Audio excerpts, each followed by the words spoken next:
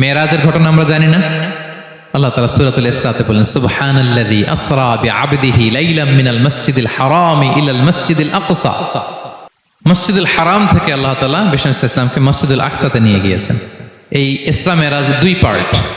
প্রথমে এটা শুরু হয়েছে মক্কা থেকে, মসজিদুল হারাম থেকে মসজিদুল আকসা পর্যন্ত। মসজিদুল আকসায় উনি একটা স্টেশন দিয়েছেন, তারপর ওখান থেকে ঊর্ধ্ব জগতের কাহিনী শুরু হয়েছে।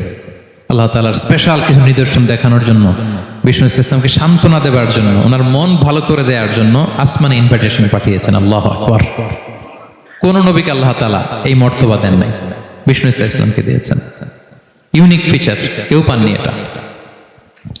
এবং এই যে বললাম, তিনি মক্কা থেকে প্যালেস্টাইনে একটা স্টেশন দিয়েছেন, মসজিদুল আকসায় স্টেশন দিয়েছিলেন। তো তিনি বললেন, আমি যখন মসজিদুল আকসায় ঢুকলাম, দেখি সব নবীরা আমার জন্য অপেক্ষা করতেছে।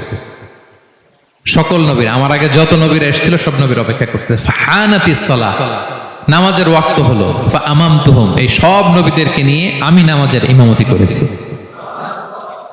সব নবীদেরকে নিয়ে বিষ্ণু ইসলাম মসজিদুল আকসা ইমামতি করেছেন। এই সুযোগ আর অন্য কোন নবী পেয়েছে কি? আওয়াজ করে বলেন, পেয়েছে? ইউনিক ফিচার বিষ্ণু ইসলামের। মেরাজে গিয়েছেন, ইউনিক ফিচার। সবাইকে নিয়ে ইমামতি করেছেন, ইউনিক ফিচার।